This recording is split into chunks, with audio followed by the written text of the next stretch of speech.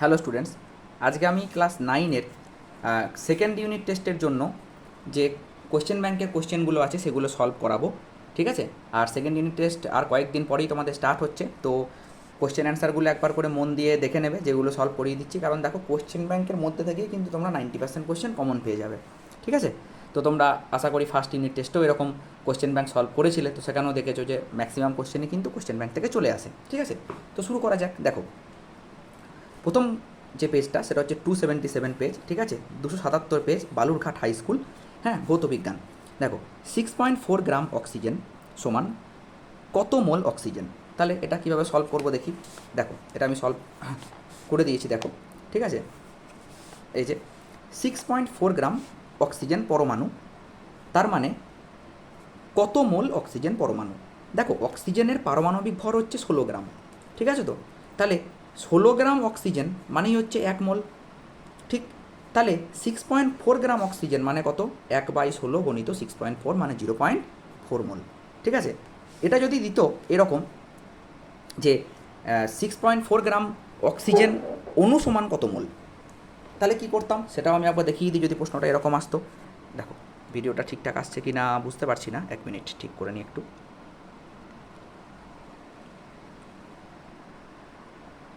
ওকে, দেখা যাক। দেখো, যদি অক্সিজেন অণু বের করতে দিত, ও টু সমান কত হতো?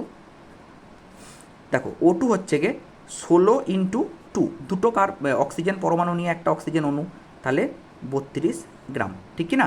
তাহলে আমরা তখন এরকম লিখতাম যে 32 গ্রাম ও2 মানে হচ্ছে গিয়ে 1 মোল ও2। তাহলে 6.4 গ্রাম ও2 তার মানে কত মোল? তাহলে 1/32 গণিত 6.4 মোল। ঠিক আছে? এইটা হয়ে যেত উত্তর। এবার ক্যালকুলেশন করে যেটা অ্যান্সার আসতো সেটা অ্যান্সার হতো। ওকে, আচ্ছা, তারপরে নেক্সট কোশ্চেনে যাব।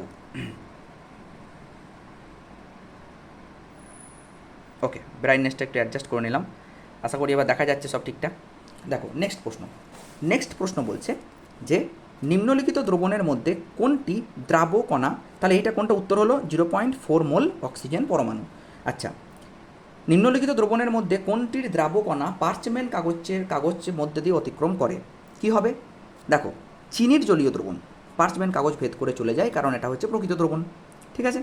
বার্নৌলির নীতি কোন ভৌত রাশির সংরক্ষণের ভিত্তিতে কাজ করে? মনে রাখবে, শক্তির নিত্যতা নীতিতে কাজ করে, সংরক্ষণ নীতিতে। 25 ডিগ্রি সেন্টিগ্রেড উষ্ণতায় জলীয় দ্রবণের পিএইচ প্লাস পিওএইচ এর মান কত? 14 হবে। ঠিক আছে? দেখো, পিএইচ আর পিওএইচ এই দুটো কি বোঝায়?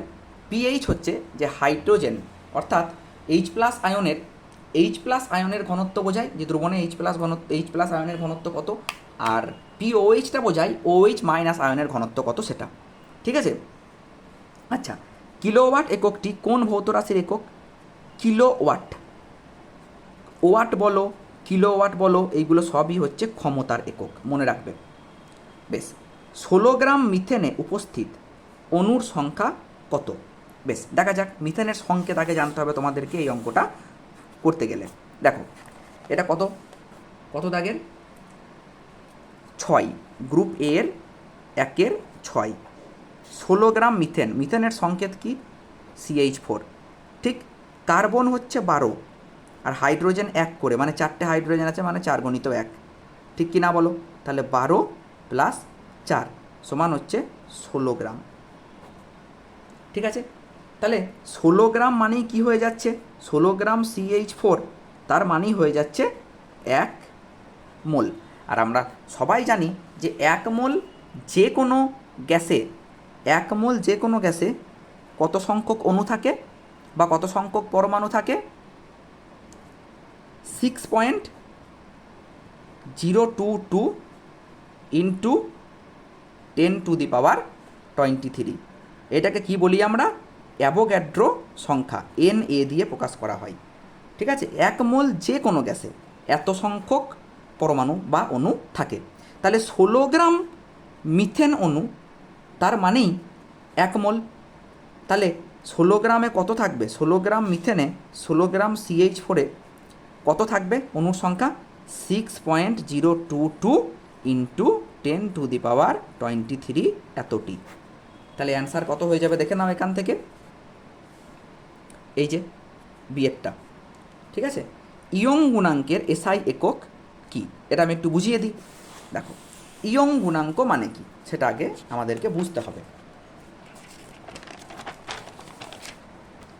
ইয়ং গুণাঙ্ক হচ্ছে আমরা ওয়াই দিয়ে লিখি, ওয়াই অনুদৈর্ঘ্য পীড়ন বাই অনুদৈর্ঘ্য বিকৃতি, ঠিক আছে। আচ্ছা, বিকৃতির কোনো একক নেই, আমি একবার লিখে দিই অনুদৈর্ঘ্য পীড়ন বাই অনুদৈর্ঘ্য বিকৃতি, বিকৃতি বিকৃতির কোনো একক নেই। তাহলে পীড়নের এককই কী হয়ে যাবে, ইয়ং গুণাঙ্কের একক হয়ে যাবে। তাহলে পীড়নের একক কি, পীড়ন মানে কি, দেখো পীড়ন মানে হচ্ছে, এখানে বুঝিয়ে দিই পীড়নটা, পীড়ন এফ বাই এ, উদ্ভূত বল বাই ক্ষেত্রফল। তাহলে বলের একক কি নিউটন, আর ক্ষেত্রফলের একক কি মিটার স্কোয়ার। তাহলে নিউটন পার মিটার স্কোয়ার এইটাই হয়ে যাবে ইয়ং গুণাঙ্কের একক, ঠিক আছে। কারণ বিকৃতির কোনো এককই নাই, বিকৃতি একটা একক বিন্যাসী। তাহলে ইয়ং গুণাঙ্কের একক কার এককের সঙ্গে সমান হয়ে যাবে, পীড়নের এককের সঙ্গে সমান হয়ে যাবে। দেখো তাহলে উত্তর কোনটা হবে, ইয়ং গুণাঙ্কের এসআই একক হলো নিউটন মিটার টু দি পাওয়ার -2 বা নিউটন পার মিটার স্কোয়ার। প্রদত্ত অক্সাইডগুলির মধ্যে কোনটি আম্লিক অক্সাইড, মনে রাখবে Mn2O7 এটা হলো আম্লিক অক্সাইড, মানে এর মধ্যে অ্যাসিড ধর্ম বর্তমান, ঠিক আছে।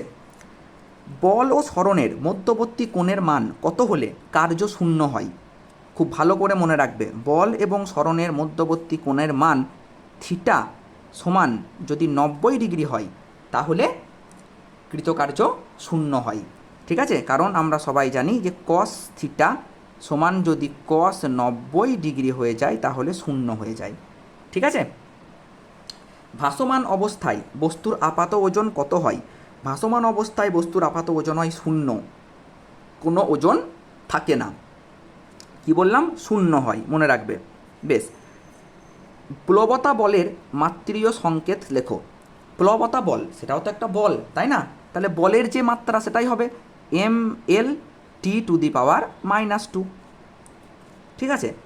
কোলয়েড কণা দ্বারা আলোকরশ্মির বিচ্ছুরণ কোন ধর্মকে উল্লেখ করে তার নাম লেখো। তাহলে এই যে কোলয়েড কণা দ্বারা আলোকরশ্মির বিচ্ছুরণ হয়, তাহলে এইটার নাম কি, এটা আলোর টিন্ডাল প্রভাবকে ব্যাখ্যা করে, তাই না। তাহলে টিন্ডাল প্রভাব। বেশ, দৈনন্দিন জীবনে ব্যবহৃত হয় এমন একটি অবদ্রবকারকের নাম লেখো। তাহলে কি হবে উত্তর, দৈনন্দিন জীবনে ব্যবহৃত হয় সেরকম একটা অবদ্রবকারকের নাম হচ্ছে সাবান, সাবান। আচ্ছা, আমি এর আর একটা উত্তর বলে রাখি, কেসিন, কেসিনও কিন্তু একটা অবদ্রবকারক, ঠিক আছে। এটা কোথায় ব্যবহার করা হয়, দুধে, ঠিক আছে, কেসিন ব্যবহার করা হয়, তাই না।